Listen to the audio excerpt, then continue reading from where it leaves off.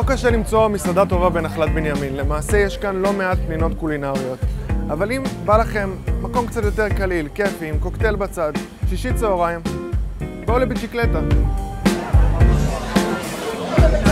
את הקונספט אתם כבר מכירים. בכל פרק אני מבקר באחת המסעדות הטובות בישראל. אני אוכל את מנת הדגל שלה, מנתח את הרכיבים ואת הטכניקות שהשתמשו בהם כדי לטפל בהם, ואז מנסה ללמד אתכם איך להכין אותם במטבח הביתי.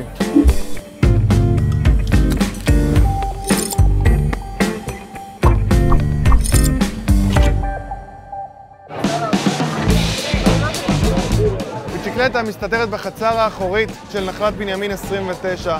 מדובר במקום שהתחיל ככמה שולחנות בודדים, ולאט לאט צמח לקונצנזוס תל אביבי. מטבח הוא ים תיכוני, לא מחייב, מאוד קליל, מאוד מתאים לשישי בצהריים. במנת הדגל, ככה הם מספרים, היא קבב דג ים עם ציזיקי וירקות צלויים. בואו נראה אם טעים. זו ארוחה קלילה, ארוחה כיפית, ארוחה של שישי בצהריים. יש כאן קבב עם מסבט טיבול, קליל, כיפי, טעים, עשוי ממוסר, עגבנייה צלויה, בצל סגול צלוי, קישוט צלוי וציזיקי מעולה. מדובר במטבל מאזור הבלקן, מלפפונים, יוגורט, מסבט טיבול. אני משתמש בדרך כלל בשמיר, הם שמו פה נאנה ופטרוזיליה, מאוד טעים, ואני רואה שפיזרו פה סומק ושמן זית מעל. ביחד זה יוצר ביס שהוא נורא כיפי. חזרנו מביצ'יקלטה, בא לנו ארוחת צהריים כיפית, קלילה.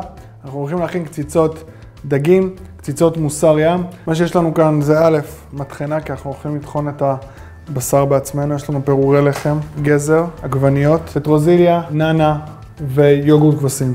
מה שאנחנו רוצים להכין זה קציצות, אנחנו רוצים להכין ציזיקי, ואנחנו רוצים להכין ירקות צלויים בתנור. בואו נתחיל.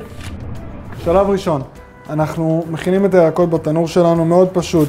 את הבצל אנחנו פותחים לרבעים, מקלפים את הקליפה שלו. אנחנו לוקחים את הבצל, מניחים בתבנית אפייה עם נייר אפייה. גם הקישואים, מורידים את הראש, חוצים ולתבנית, מורידים את הראש, חוצים לתבנית, עגבניות, מורידים את הפיתם, חוצים, מטבלים את זה מאוד מאוד בעדינות.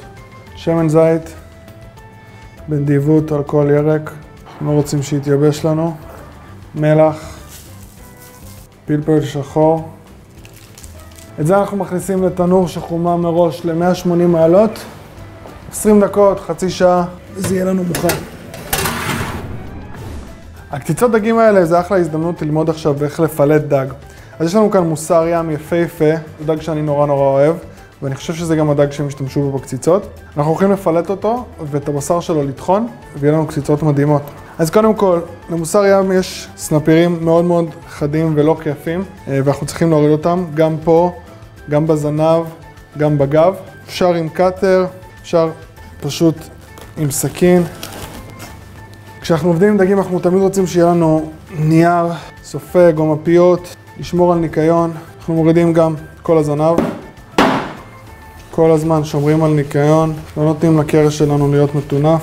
סנפירי, כנפיים. אנחנו מורידים גם. יכולים לעבוד עם סכין קטן, גדול, העיקר שיהיה חד ושנעבוד מסודר ונקי. אחרי שניקינו את הדג מסנפירים, אנחנו מנקים אותו עוד פעם. בודקים שאין קסקסים. אם יש קסקסים, כדי להוריד אותם אנחנו פשוט מגרדים את האור עם סכין. כמו שאני רואה, סופר עבודה טובה ואין לנו קסקסים רעים. ואנחנו עוברים עכשיו לחלק של הפעילות. יש לנו לעשות ההחלטה אם אנחנו מורידים את הראש או לא. הסיבה שבדרך כלל שומרים את הראש היא כי אנחנו רוצים לבשל אחר כך ציר דגים, וציר דגים עם הראש יוצא מאוד מאוד טעים. אז אני באמת בוחר להישאר עם הראש. אני עושה חתך מהראש לצלעות של הדג, חתך עמוק עד ההדרה. עושים חתך בגב, נצמדים להדרה. כשאנחנו עובדים עם דג אנחנו לא מנסרים, אנחנו עושים תנועות סכין ארוכות, יפות, כי אנחנו לא רוצים לייצר פגמים בבשר. כשאנחנו מגיעים לזנב אנחנו לאט לאט ממשיכים עם העצם, מורידים את הפילה. מה שיקרה עכשיו אנחנו נגיע לכלוב הצלעות, ואז אנחנו נצטרך קצת לתת יותר עבודה עם הסכין, פילה אחד, הופכים את הדג, אותו דבר, רק הפוך. את השדרה של הדג אנחנו שומרים בהקפאה או במקרר, תלוי אם אנחנו עושים תציר באותו יום. יצא לנו מזה אחלה מרק דגים. אנחנו נעבור על הדג, ואיפה שיש קוצים אנחנו נוציא אותו עם פינצטה לתוך קערה עם מים, כדי שהקוצים לא ידבקו לפינצטה ושיהיה לנו נוח לעבוד. אז אנחנו עוברים, מוצאים עצם, אנחנו לא מוותרים על אף קוץ. אם נטחן קוץ, יהיה לנו מאוד מאוד לא כיף בקציצה, ואפילו מסוכן, אז אנחנו ממש מקפידים. עוברים טוב טוב, בודקים שלא שכחנו כלום. הנה, גיליתי פה עוד אחד. יופי. הבטן יכולה לפעמים להיות קצת מרה, שזה משהו שאנחנו לא רוצים, אז אנחנו נחתוך אותה פשוט. עכשיו, אנחנו לא מפסיקים כאן. אנחנו יכולים עקרונית לקרוץ את הדג, שים אותו עם מלח, פלפל על מחבת עם שמן זית, ויש לנו ארוחה סוף. אבל אנחנו רוצים לטחון, וכדי לטחון אנחנו צריכים להוריד את האור. את האור אנחנו מורידים עם סכין, אנחנו מבצעים חתך בזנב, תופסים את הזנב, ובתנועות חדות ונקיות אנחנו נורידים את הבשר. יש לנו פה בשר דגים, אנחנו לא רוצים יותר מדי להתפנפן איתו, אנחנו חותכים אותו, אין לנו בעיה, הכל הולך לתחינה אחר כך. לוקחים את הבשר דגים שלנו, מעבירים למטחנה, בזהירות. יש לנו את הבשר שלנו, ורדרד, עדין, והולך להיות טעים נורא. אנחנו רוצים שהקציצה שלנו תהיה מאוד מאוד רכה, מאוד מאוד כיפית, ולכן אנחנו מגרדים גזר, שכשהוא מתבשל מאוד רך, מאוד טעים. עכשיו כל מה שאנחנו צריכים זה עשבי טיבול. יש לי כאן פטרוזיליה שטופה, אני אוריד רק את הגבעולים הגדולים, כותפים כמה עלי ננה בתוך הסיפור הזה, ואנחנו מגלגלים את כל העלים לסיגר יפה כזה, וקוצצים דק דק דק. אנחנו לא נעשה שיפונד, אנחנו נעשה קצוץ, אז אנחנו נעבור על זה עוד פעם ונוסיף את זה לירק שלנו. אנחנו מעבירים את בשר הדג שלנו לתוך הקערה, מעבירים גזר אחד ועשבי טיבול, ביצה אחת, קצת פירורי לחם, לא הרבה, אנחנו לא רוצים שזה יהיה יבש, מלח, פלפל שחור, תאמינו או לא, סחיטה קלה של לימון, ואנחנו מערבבים. אנחנו רוצים להכין לנו את הקציצות, אנחנו מקדררים קציצות בגודל כמו בביצ'יקלטה, קבבים יפים ועגולים, ומניחים. יש לנו 4 קציצות יפהפיות מוכנות לטיגון. אנחנו נעביר אותם לקירור עד שנהיה מוכנים לטיגון. ציזיקי זה סיפור מאוד מאוד פשוט. שן שום אחת, מצצים דק דק דק, מעבירים לקערה קטנה. מלפפון אחד, מורידים לו את הראשים, חוצים אותו ונותנים פרוסות מאוד מאוד דקות. גם את החצי השני. כל מה שנשאר לנו עכשיו זה הירק. אני בחרתי להשתמש בכוסברה, זה מה שמתחשק לי היום. אנחנו נשים את זה בציזיקי, אנחנו מגלגלים לנקניק ירק כזה, שנוכל לעבוד איתו, וקוצצים דק דק דק דק דק דק. נעבור עליו עוד כמה פעמים, נעביר לקערה. יש לנו כאן יוגורט כבשים, לפני שנכניס אותו כבר נדאג שהוא חוזר למצב נוזלי. נערבב את הציזיקי שלנו היטב היטב. נוסיף גם שפריץ לימון, מלח, פלפל שחור, נערבב.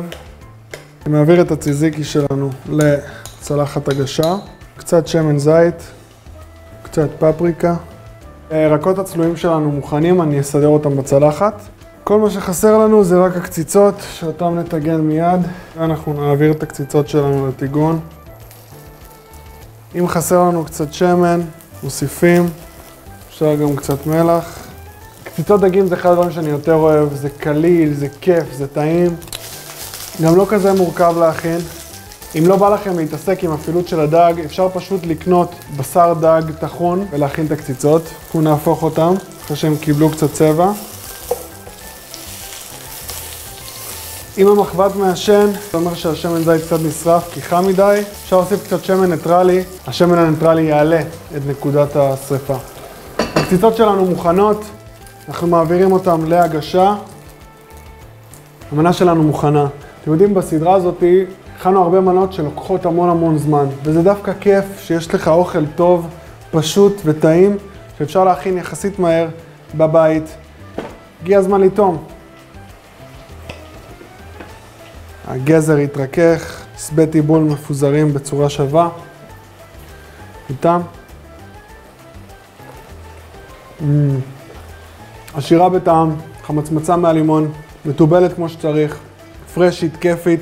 בוא ניתן את הירקות שלנו. אני חושב שזו אחת המנות בתוכנית הזאת שהתקרבה הכי למקום מבחינת טעמים, מבחינת טקסטורות. יש לנו כאן ארוחת צהריים כיפית, כלילה, אפשר לקחת למשרד, אפשר לחלוק עם חברים, אפשר לחלוק עם משפחה, כיף גדול. אם אהבתם את הפרק, אני ממש אשמח, תיתנו לי לייק, תיתנו תגובה, תעקבו אחריי בפייסבוק וביוטיוב, מנת הדגל. אנחנו נהיה כאן שבוע הבא, אותה שעה, אותו יום. ואם יש לכם הצעות למקומות חדשים שאני צריך לבקר בהם, מסעדות טובות, מנות שאני חייב לטעום, תכתבו לי כאן בתגובות. נתראה שבוע הבא.